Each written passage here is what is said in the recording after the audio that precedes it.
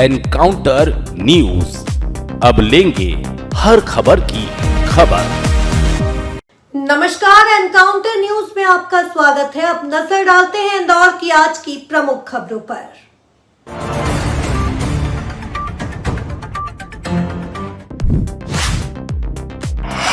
इंदौर के विजयनगर थाना क्षेत्र में दुष्कर्म पीड़िता की शिकायत पर गिरफ्तार किए गए आरोपी से पुलिस रिमांड पर हुई पूछताछ में एक बड़ा खुलासा हुआ है। आरोपी ने पुलिस को बताया कि वह पीड़िता को देवास स्थित एक मकान में ले जाकर उसके साथ मारपीट करता था। पूछताछ में सामने आया कि मारपीट के बाद आरोपी पीड़िता को देवास के डॉक्टर गुलाम हुसैन के पास उपचार के लिए ले जाता था। आरोप है कि डॉक्टर ने पीड़िता के साथ हुई मारपीट की गंभीर प्रकृति को देखते हुए भी पुलिस को सूचना नहीं दी और बिना किसी पुलिस हस्तक्षेप के उपचार करता रहा।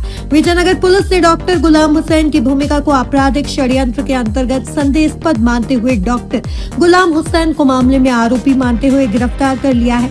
वहीं डॉक्टर गुलाम हुसैन के अस्पताल की भी पुलिस द्वारा जांच शुरू कर दी गई है। थाना विजयनगर में एक दुष्कर्म के मामले में एक आरोपी एपीएलई को गिरफ्तार किया गया था, उसको पुलिस रिमांड पर लिया गया था। इन्वेस्टिगेशन में ये तथ्य आया है कि वो दो बार देवास में जो एक कमरा था जिस पर लड़की के साथ मारपीट करता था, फिर उसका इलाज कराने के लिए एक डॉक्टर के पास ले जाया था, गुलाम हुसैन के पास। लेकिन डॉक्टर गुलाम हुसैन के द्वारा कोई भी सूचना संबंधित थाने को या कोई ऐसा साना कोई रिपोर्ट वगैरह कहीं नहीं भेजी जाती थी। इस पर से उसको भी एक आपराधिक षड्यंत्र का आरोपी मानकर उसको भी गिरफ्तार कर लिया गया है। उसको 61(2) BNS के तहत, भारतीय न्याय संहिता के तहत, जो पूर्व में आपराधिक षड्यंत्र 120B का आरोपी उसको बनाया गया है, उसकी गिरफ्तारी कर ली गई है। हॉस्पिटल की क्या भूमिका है इसमें, उनकी भूमिका की जांच इन्वेस्टिगेशन में की जा रही है। पश्चिम रेलवे रतलाम मंडल द्वारा यात्रियों की सुविधा को ध्यान में रखते हुए कई ट्रेनों के आने और जाने के समय में बदलाव किया गया है। इसी क्रम में अम्बेडकर नगर महू से चलने वाली अम्बेडकर नगर पटना एक्सप्रेस के समय में भी परिवर्तन किया गया है। अब तक ये ट्रेन सुबह 6:30 बजे डॉक्टर अम्बेडकर नगर महू से रवाना होकर 7:15 बजे इंदौर पहुंचती थी और उसके बाद पटना के लिए आगे बढ़ती थी, लेकिन रेलवे ने इसके समय में संशोधन किया है। नए बदलाव के तहत यह ट्रेन अब शाम 6 बजे डॉक्टर अम्बेडकर नगर महू से चलेगी और 6:40 पर इंदौर से पटना की ओर रवाना होगी। सर, ट्रेन को लेकर अपडेट है, कौन सी ट्रेन है और क्या अपडेट है? इंदौर पटना जो स्पेशल ट्रेन है वो वीकली ट्रेन है। ये ट्रेन पहले क्या है कि 6:30 पे चलती थी, अभी क्या है ये ट्रेन 6 बजे चलेगी। इस तरह से ये अम्बेडकर नगर इंदौर होते हुए और उज्जैन मक्सी के रास्ते जाती थी। तो इंदौर ये जो ट्रेन है ये 6:40 पे आएगी, पहले जो है 7:15 पे यहाँ आती थी। तो ये आंशिक परिवर्तन किया गया है। ट्रेन ऑपरेशन के मद्देनजर ये किया गया है। हमने सभी तरह से सोशल मीडिया और दूसरे प्लेटफॉर्म पे पैसेंजरों को इन्फॉर्मेशन दे दिया गया है ताकि कोई असुविधा न हो। इंदौर शहर में एक अनूठा मामला सामने आया है, जहां एक बुजुर्ग महिला जमीन की रजिस्ट्री के लिए एम्बुलेंस से रजिस्ट्रार कार्यालय पहुंची। तेजाजी नगर क्षेत्र की रहने वाली रमाबाई नामक महिला अपने परिजनों के साथ ढक्कन वाला कुआं स्थित रजिस्ट्रार ऑफिस पहुंची थी। कर्मचारी ने घर पर जाकर स्कैन करने की कोशिश की। रजिस्ट्रार कार्यालय के कर्मचारियों ने महिला के घर पर जाकर थंब इम्प्रेशन और आंखें स्कैन करने की कोशिश की, लेकिन तकनीकी दिक्कतों के कारण ये संभव नहीं हो पाया। लिहाजा महिला को एम्बुलेंस से रजिस्ट्रार कार्यालय लाया गया।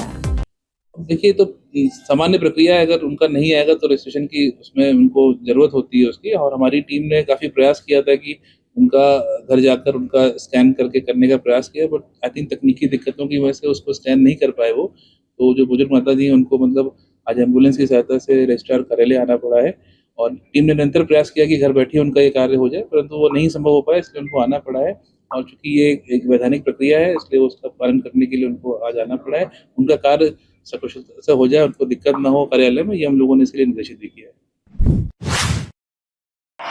इंदौर से धार्मिक पर्यटन को नई दिशा देने वाली पीएम श्री पर्यटन सेवा की शुरुआत हो गई है। इसके तहत इंदौर से महाकालेश्वर और ओमकारेश्वर ज्योतिर्लिंग के लिए नियमित हेलीकॉप्टर सेवा शुरू की गई है। ये पहल न केवल धार्मिक श्रद्धालुओं को तीर्थ दर्शन की सुविधा प्रदान करेगी, बल्कि क्षेत्र के पर्यटन विकास को भी नई गति देगी। सेवा का औपचारिक शुभारंभ होते ही तीर्थयात्रियों और पर्यटकों में उत्साह देखा गया। नई हेलीकॉप्टर सेवा के माध्यम से श्रद्धालु अब इंदौर से सीधे उज्जैन स्थित महाकालेश्वर ज्योतिर्लिंग और मंडलेश्वर के पास स्थित ओमकारेश्वर ज्योतिर्लिंग के दर्शन कर सकेंगे। अधिकारियों के अनुसार यह सेवा सप्ताह में 5 दिन संचालित होगी।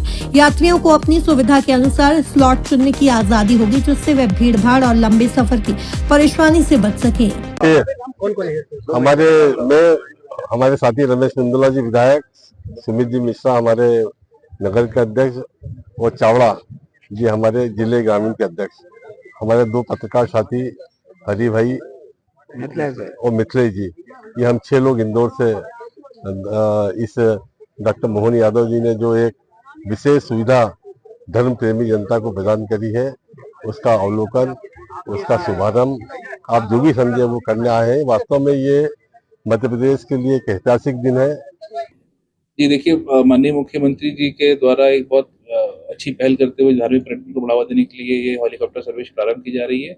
आज इसका शुभारंभ भी किया जा रहा है और ये आज यहाँ से चौपर जब उड़ान भरेगा तो बिचौली अफसी से वो उज्जैन जाएगा बाबा श्री महाकाल जी के दर्शन करने के लिए, और एक भव्य कार्यक्रम वहाँ पे आयोजित भी किया जा रहा है। और निश्चित ही इस पूरी सेवा से बहुत सारे जो दर्शनार्थी होंगे उनको लाभ मिलेगा, और ये माननीय मुख्यमंत्री जी की बहुत अच्छी पहल है कि इस योजना को, और इस योजना के क्रियान्वयन में इंदौर जिले से हम लोग बेहतर प्रयास करेंगे कि सभी दर्शनार्थियों को इसका लाभ मिल सके। वहीं दूसरी ओर आतंकी पाठशाला चलने वाले आतंकियों ने पनाहगार अल फलाह यूनिवर्सिटी के चेयरमैन जवाद के इंदौर जिले के महू में स्थित मकान को तोड़ने का कैंट बोर्ड ने नोटिस जारी किया है। 3 दिन में यदि खुद ने अतिक्रमण नहीं हटाया तो कैंट बुलडोजर की कार्यवाही करेगा। दिल्ली बम विस्फोट के आरोपियों आतंकियों का मुख्यालय अल फलाह यूनिवर्सिटी के अध्यक्ष जवाद अहमद सिद्दीकी के महू स्थित पैतृक मकान पर प्रशासन द्वारा बुलडोजर की कार्यवाही शुरू कर दी गई है। इसके तहत महू छावनी परिषद ने जवाद अहमद सिद्दीकी के पैतृक मकान 1271 पर अनाधिकृत निर्माण के चलते तोड़ने का 3 दिन का नोटिस चस्पा किया है। इसमें छावनी परिषद द्वारा चेतावनी दी गई है कि यदि 3 दिन में मकान का अनाधिकृत निर्माण नहीं तोड़ा गया तो छावनी परिषद द्वारा बुलडोजर कार्यवाही की जाएगी। इंदौर से एनकाउंटर न्यूज की रिपोर्ट।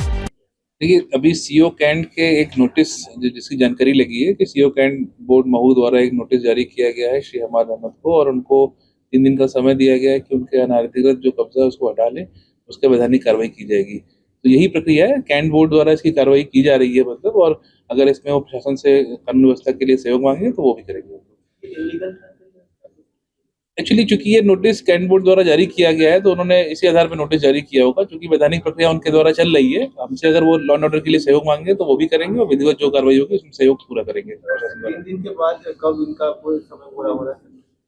मेरे ख्याल से नोटिस उनका जैसे ही प्राप्ति होगा, 3 दिन का समय उनको दिया गया उस नोटिस में, उसके बाद से फिर वो अपनी जो आगामी कार्रवाई होगी कैंट बोर्ड करेगा उसको। खबर